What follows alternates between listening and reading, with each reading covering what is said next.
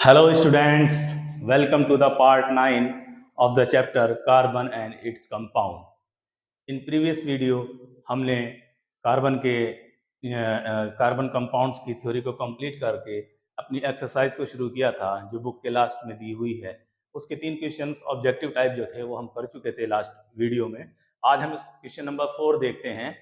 Explain the nature of covalent bond using the formation of CH3Cl।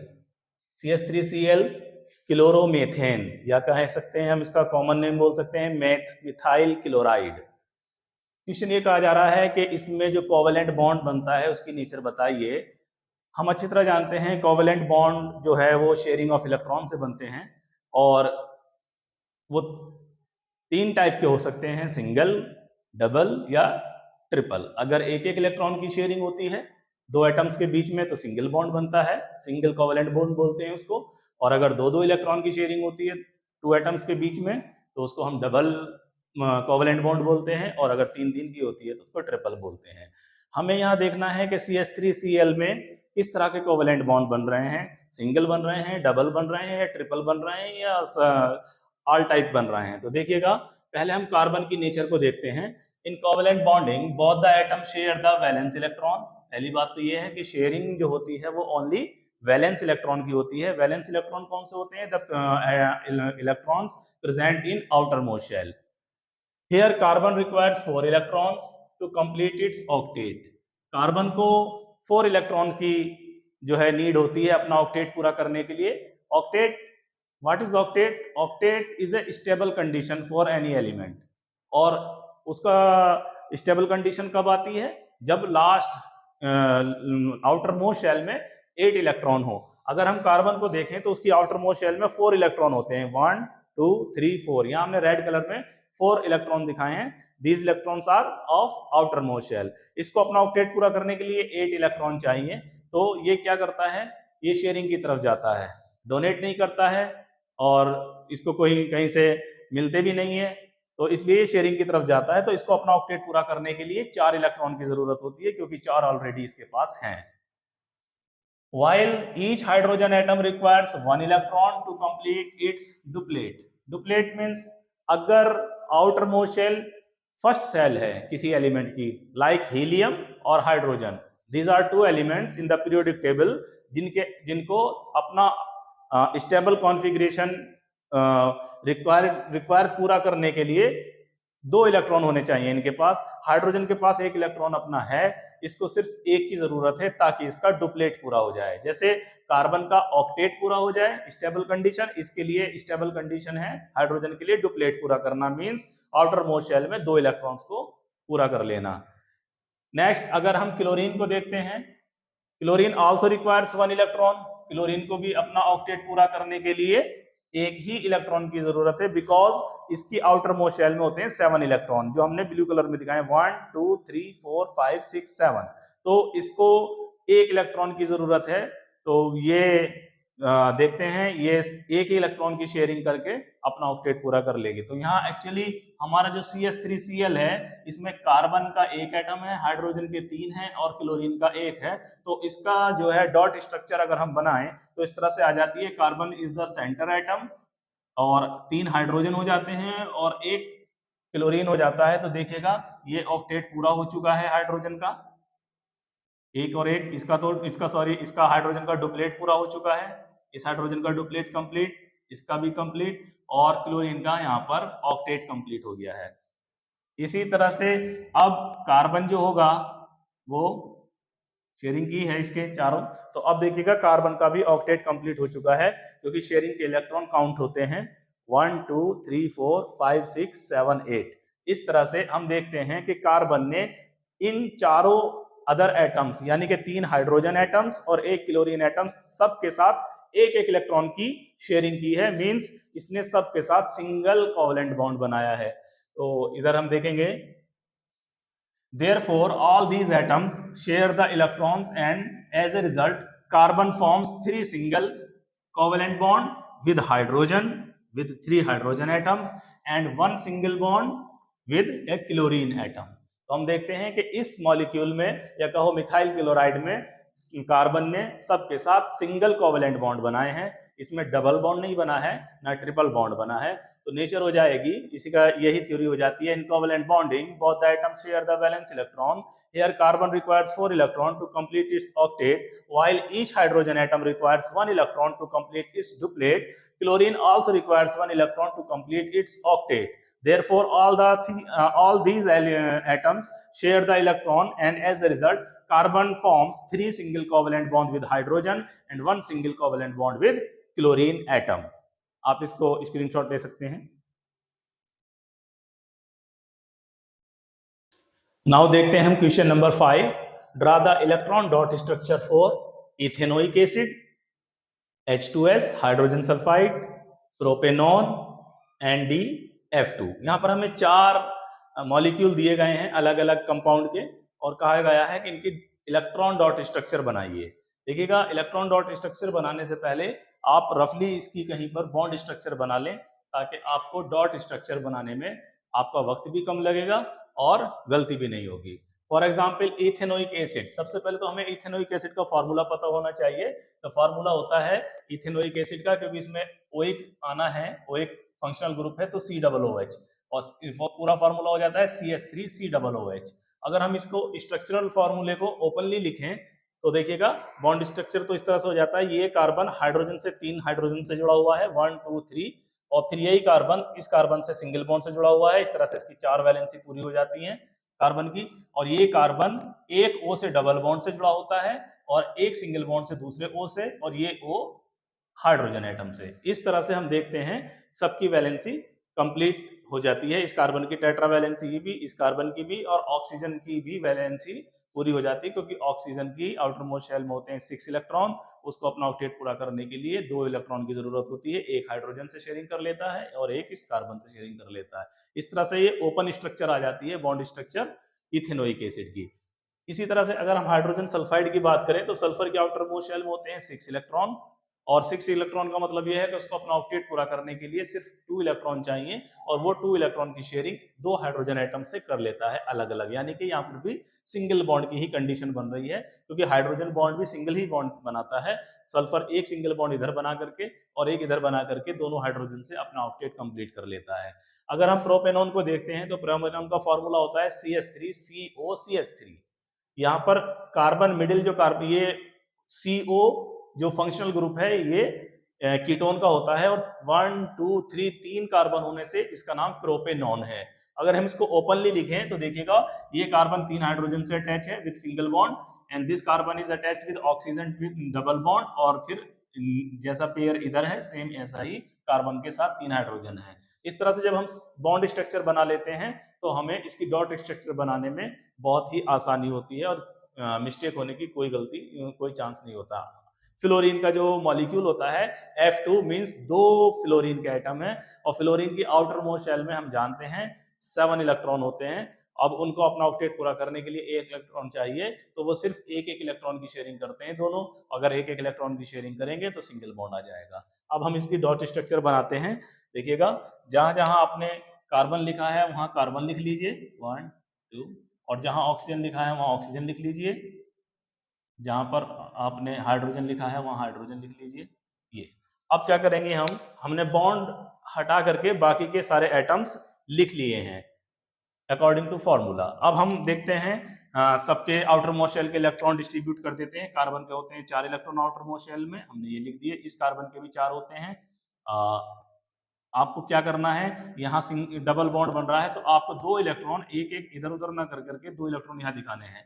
Means ये हमारी हम according to जिससे हमें आसानी हो उस तरह से हम दिखा सकते हैं। यहाँ मैंने कार्बन की 4 इलेक्ट्रॉन को इस तरह से शो किया है ताकि ये 2 इलेक्ट्रॉन ऑक्सीजन से शेयरिंग, क्योंकि डबल बॉन्ड बन रहा है इनके बीच में, तो शेयरिंग करते हुए 2 इलेक्ट्रॉन की करेंगे यहाँ पर कार्बन के।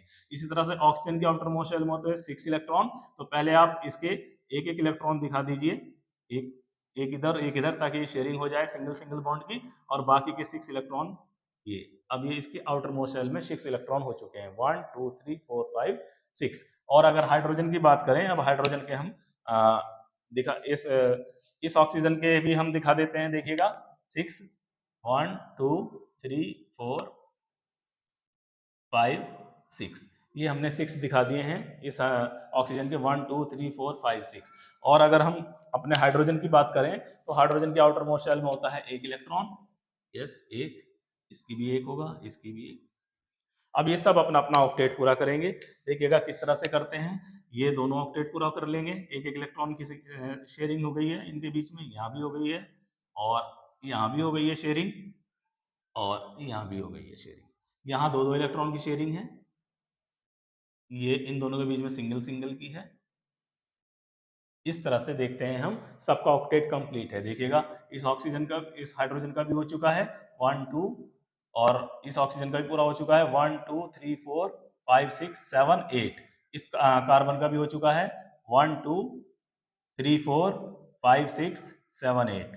और इस तरह से हम देखते हैं सारे के सारे एटम्स का इलेक्ट्रॉन डॉट स्ट्रक्चर बन चुकी है और सबका ऑक्टेट पूरा हो चुका है। इसको हम अगर रिंग में दिखाना चाहें तो रिंग में भी ऐसे कर सकते हैं। देखिएगा, सॉरी, इस तरह से आ जाता है, कॉम्प्लिकेटेड स्ट्रक्चर हो जाती है। अगर हम इसको देखें, जहां जहां शेयरिंग हो रही है वहां वहां आप रिंग बनाएंगे और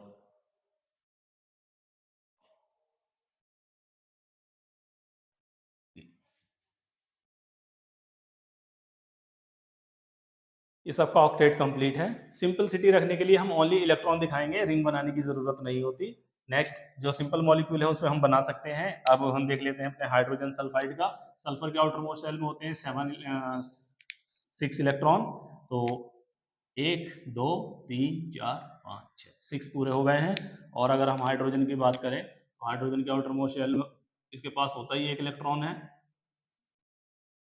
देखिएगा ये शेयरिंग कर लेते हैं और ये हो जाती है शेयरिंग।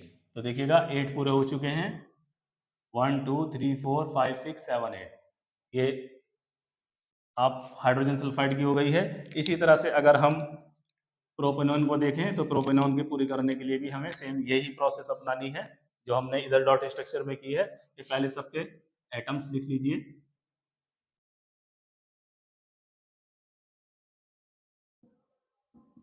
और जब हम ये लिख लेते हैं सब एटम्स लिखने के बाद में सबकी आउटर मोस्ट शेल के इलेक्ट्रॉन लिख लेते हैं।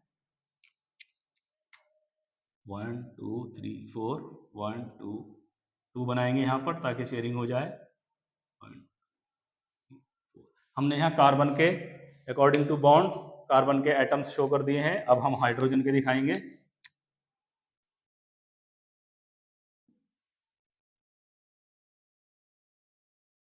और देखिएगा किस, और हमारी ऑक्सीजन के रह गए हैं अभी, ऑक्सीजन के भी पूरे कर लेते हैं। 1 2 3 4 5 6 आउटर मोस्ट शेल में 6 होते हैं हाइड्रोजन की। तो अब आप देखेंगे, अगर हम सिंपली आपको समझाएं तो देखिएगा एक एक इलेक्ट्रॉन की शेयरिंग ये रही, एक एक इलेक्ट्रॉन की ये रही, यहाँ पर भी एक एक इलेक्ट्रॉन की शेयरिंग है, यहाँ पर भी एक एक इलेक्ट्रॉन की शेयरिंग है, यहाँ डबल बॉन्ड की शेयरिंग है, यहाँ सिंगल बॉन्ड की है, यहाँ पर भी सिंगल बॉन्ड की है, यहाँ पर सिंगल बॉन्ड है और यहाँ पर भी सिंगल बॉन्ड है।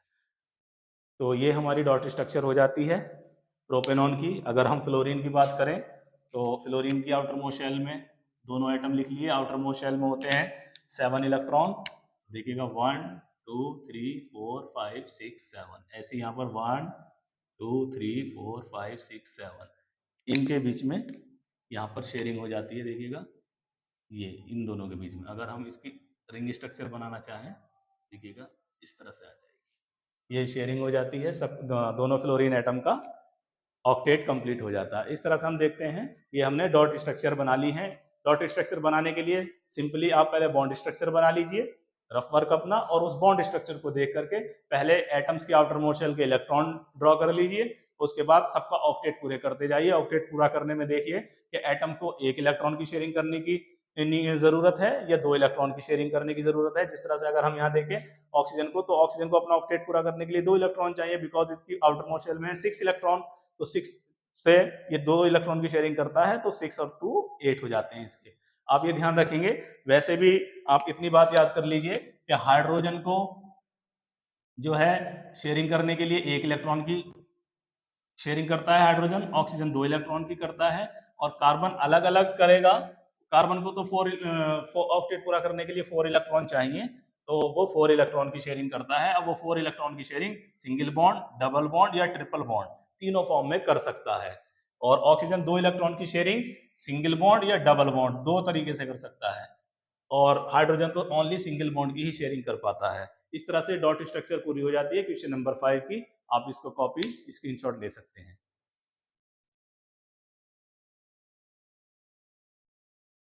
नाउ क्वेश्चन नंबर 6 देखते हैं हम एक्सरसाइज का। What is the homologous series, explain with an example. Homologous series क्या होती है, आप एग्जांपल के जरिए समझाइए, बताइए। देखिएगा, होमोलोगस सीरीज को हम प्रीवियस वीडियोस में काफी डिटेल में पढ़ चुके हैं। होमोलोगस सीरीज ऐसी सीरीज कार्बन कंपाउंड्स की जिनमें कार्बन के नंबर्स तो डिफरेंट होंगे, बट उनके अंदर एक बात होगी कि उनका फंक्शनल ग्रुप सेम होगा। फंक्शनल ग्रुप सेम होगा, जैसे कि एल्कीन, एल्केन, एल्केन के मेंबर एक मिलकर के एक होमोलोगस सीरीज बना लेंगे। एल्कीन के मेंबर सब मिलकर होमोलोगस सीरीज बना लेते हैं। एल्काइंस के मेंबर भी एक होमोलोगस सीरीज की फॉर्म में होते हैं। इसी तरह से एल्कोहल हैं, एल्डिहाइड हैं, सब के सब जितने अगर उनका फंक्शनल ग्रुप सेम है कार्बन कंपाउंड्स में, तो वो सारे मेंबर्स मिलकर के एक सीरीज बनाते हैं, और उस सीरीज को बोलते हैं homologous series. A series of carbon compound that have different number of carbon atoms but contain the same functional group. वो सेम फंक्शनल ग्रुप होगा उन सारे कंपाउंड्स के अंदर, जो सीरीज के कंपाउंड हैं वो सेम फंक्शनल ग्रुप शो करेंगे। फॉर एग्जांपल हम ले लेते हैं एल्केन। एल्केन की भी एक होमोलोगस सीरीज होती है। उनको एक और बात के उनको एक जर्नल फार्मूला दिया जा सकता है। जैसे एल्केन का जर्नल फार्मूला होता है CnH2n+2, यानी कि कार्बन के जितने एटम होंगे हाइड्रोजन के जस्ट उसके डबल से 2 ज्यादा होते हैं। नेक्स्ट देखेंगे, जैसे हमारा फर्स्ट मेंबर है कार्बन का, यहाँ कार्बन नंबर 1 है, कार्बन की एक एटम है तो मेथेन CH4। नेक्स्ट देखेंगे एथेन, तो एथेन में होता है 2 कार्बन एटम हो जाते हैं CH3, सिंगल बॉन्ड CH3। तो ऐसे प्रोपेन को देखेंगे तो CH3 CH2 CH3, ब्यूटेन को देखेंगे CH3 CH2 CH2 CH3।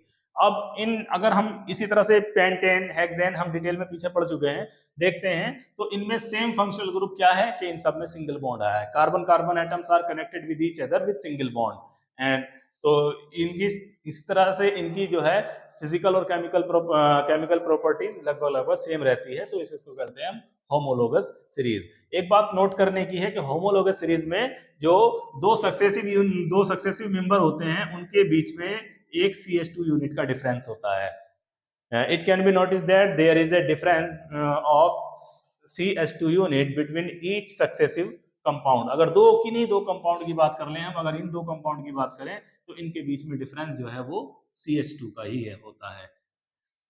Next question है question number 7। How can ethanol and ethanoic acid B differentiated on basis of their physical and chemical properties. हमारे syllabus में 2 कंपाउंड थे carbon के, ethanol and ethanoic acid, जिनको हम detail में एक video में, प्रीवियस वीडियो में पढ़ चुके हैं। उनकी फिजिकल प्रॉपर्टी को भी जाना हमने और केमिकल प्रॉपर्टीज को भी जाना। तो वहां से आप इस क्वेश्चन को अच्छे से जवाब दे सकते हैं। अगर आपने वो वीडियो नहीं देखी है तो देख सकते हैं और अपना आंसर दे सकते हैं। इसमें पूछा ये गया है कि किस तरह से डिफरेंशिएट करेंगे, इनमें पता कैसे लगेगा। अगर आपको 2 इथेनॉल और इथेनोइक एसिड के सॉल्यूशन दे दिए जाएं, बोथ आर कलरलेस, तो आप कैसे पहचानेंगे? तो आप दोनों की रिएक्शन कराएंगे 1 by 1 कार्बोनेट से। किसी भी मेटल कार्बोनेट से, सपोज सोडियम कार्बोनेट से आप रिएक्शन करा रहे हैं, तो इथेनोइक एसिड जो होता है वो कार्बन डाइऑक्साइड देता है, जिसको हम लाइम वाटर से पास करके पता लगा लेते हैं। अगर मिल्की हो जाता है lime water, it means carbon dioxide produce हुई है। और अगर लाइम वाटर मिल्की नहीं हो रहा, इट मींस कार्बन डाइऑक्साइड नहीं बनी है और वो इथेनॉल कार्बन डाइऑक्साइड नहीं बनाता। तो इथेनॉल कार्बन डाइऑक्साइड नहीं बनाता, इथेनोइक कार्बन डाइऑक्साइड बनाता है with reaction with sodium carbonate. इस तरह से हम इसको भी हम प्रीवियस वीडियो में बता चुके हैं। आज की वीडियो को हम यहीं पर रोकते हैं। आज अब तक हमारे 7 क्वेश्चन एक्सरसाइज के कंप्लीट हो चुके हैं।